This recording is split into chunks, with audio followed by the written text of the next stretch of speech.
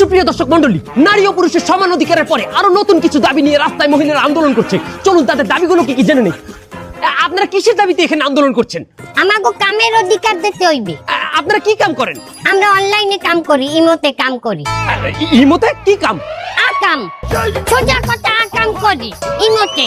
কি অধিকার চাই আপনাদের? আমাগো ফ্রিল্যান্সিং কার্ড বানাই দিতে হইবে।